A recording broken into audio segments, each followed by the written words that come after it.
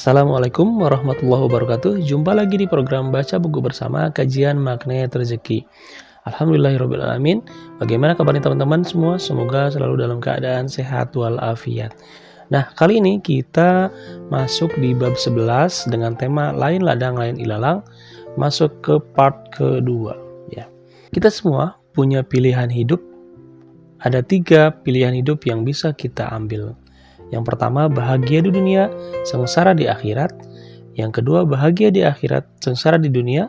Yang ketiga, bahagia di dunia dan bahagia di akhirat. Kita mau pilih yang mana? Tentu kita semua menginginkan pilihan yang ketiga.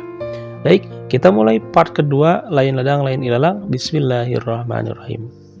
Ya, di dalam surah Al-Qasas disebutkan bahwa Allah menyuruh kita untuk memilih pilihan ketiga, bahagia di dunia dan juga bahagia di akhirat. Kita diminta untuk mencari kebahagiaan dunia dan akhirat. Visi hidup kita memang sudah akhirat, tapi jangan lupakan bahagia kenikmatan dunia. Jadi, kalau ada yang mau kehidupan dunianya bagus, kemudian berjaya, berlimpah kaya raya, dan seterusnya yang didapatkan dalam kehidupan dunia, itulah sebabnya mengapa ilmunya berbeda, yaitu lain ladang, lain ilalang.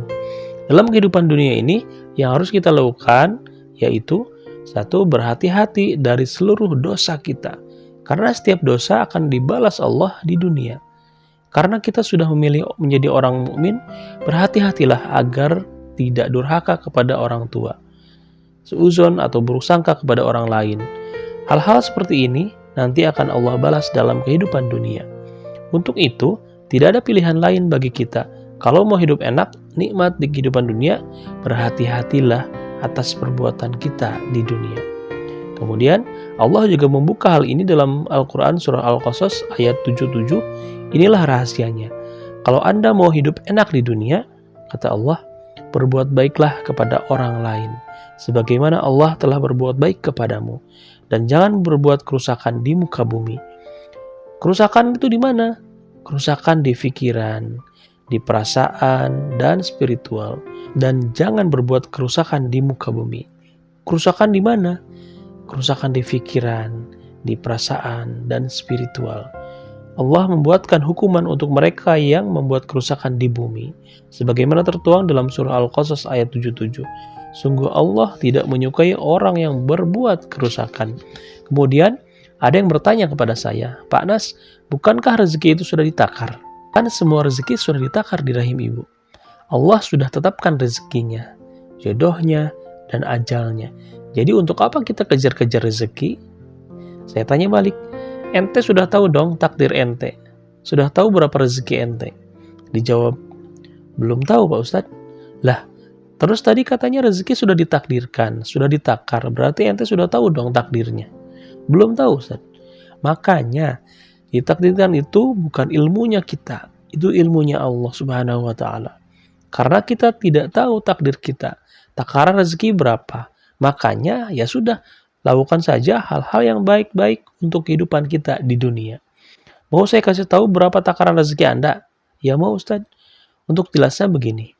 Takaran rezeki buat orang-orang yang sudah memilih golongan yang ketiga, tertulis dalam surah An-Nur ayat 55. Yang artinya, Allah telah menjanjikan kepada orang-orang di antara kamu yang beriman dan yang mengerjakan kebajikan, bahwa dia sungguh akan menjadikan mereka berkuasa di bumi, sebagaimana dia telah menjadikan orang-orang sebelum mereka berpuasa. Dan sungguh dia meneguhkan bagi mereka dengan agama yang telah dia ridhai, dan dia benar-benar mengubah keadaan mereka. Setelah berada dalam ketakutan menjadi aman sentosa, mereka tetap menyembahku dengan tidak mempersekutukanku dengan sesuatu pun. Tapi barang siapa tetap kafir sudah janji itu, maka mereka itulah orang-orang fasik. Apa janji Allah terhadap orang-orang yang memilih pilihan ketiga, yaitu bahagia di dunia dan bahagia di akhirat?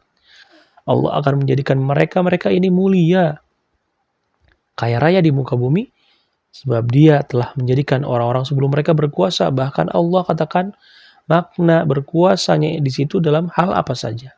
Sungguh bagi mereka akan menemukan agama yang telah diridhoinya untuk menjadi teguh, menang, dan Allah akan menukar keadaan mereka. Keadaan yang mana? Keadaan sesudah mereka berada di dalam ketakutan pada saat ditagih, ketakutan ketika tidak bisa bayar hutang, ketakutan diusir dari rumah kontrakan, ketakutan digusur, dan sebagainya. Allah akan tukar ketakutan-ketakutan mereka itu menjadi aman sentosa. Ciri-ciri mereka adalah tetap menyembah Allah Subhanahu wa taala tanpa mempersekutukan Allah dan tetap menjadi golongan orang yang ketiga, mendapatkan kebahagiaan di dunia dan akhirat. Barang siapa yang kafir sudah janji itu, maka mereka itulah orang-orang yang fasik. Itu adalah janji Allah. Jadi, takaran rezekinya orang beriman itu apa? Takaran rezekinya seperti Nabi Sulaiman yang telah berkuasa, kemudian kekuasaannya diulang lagi selama 14 abad kekhilafahannya dan bertahan di muka bumi. Agama Islam baru direndahkan 100 tahun, tapi sebelumnya Islam berjaya. Kenapa berjaya? Karena mereka benar-benar beriman dan beramal soleh kepada Allah Subhanahu wa taala. Untuk itu, jadilah orang-orang golongan ketiga, karena Allah akan memberikan kejayaan, kemuliaan, kekayaan kepada Anda. Kalau seandainya sekarang belum seperti itu, Anda harus lebih berhati-hati dalam kehidupan. Mungkin di diri Anda masih ada perisai dosa yang pelan-pelan akan kita buka bersama-sama di kajian Magnet Rezeki ini. Semoga setelah perisai itu dibuka, pelan-pelan rezeki kita akan terbuka. Sampai Allah Subhanahu wa taala akhirnya ingin agar kita menunjukkan kekuatan Magnet Rezeki yang masuk menjadi orang-orang golongan ketiga. Akhirnya, orang-orang yang mau di dunia saja akan gentar melihat orang-orang beriman. Wah, luar biasa. Ini orang yang beriman itu ya. Sudah tidak mendapatkan siksaan di dunia, tidak mendapatkan siksaan di akhirat. Dan di akhirat dapat bertemu dengan Allah. Keridhaan Allah pada orang-orang di golongan 1 dan 2 itu akhirnya membuat mereka pelan-pelan mengikuti orang-orang golongan ketiga yang memahami ilmu magnet rezeki. Dunia itu bukan untuk diperangi. Kita ingin mereka menjadi rahmat bagi semesta alam.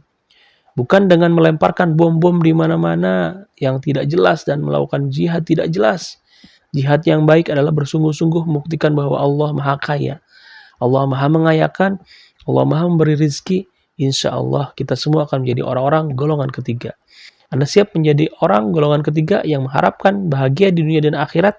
Bismillah, insya Allah. Mudah-mudahan Anda semua dijayakan, dimuliakan, dikaryakan, dibebaskan dari seluruh kehidupan yang tidak baik di dalam kehidupan dunia menjadi kehidupan yang baik. Kita bersama-sama di hari yang mulia ini. Alhamdulillahirrabbilalamin. Bab 11 lain ladang, lain ilalang sudah tuntas. Luar biasa di bab ini. Ya, kita dikuatkan dengan bahwa sebenarnya kita bisa hidup bahagia di dunia dan juga di akhirat. Caranya tadi, ya, kita harus berpikir baik. Kemudian kita juga pada dasarnya sudah hidup bahagia dan sempurna. Hati-hati dengan dosa, jauhi dari dosa, maka kita akan hidup bahagia di dunia dan di akhirat. Terima kasih, semoga bermanfaat. Sampai jumpa di pertemuan berikutnya. Wassalamualaikum warahmatullahi wabarakatuh. Salam sehat dan sukses selalu.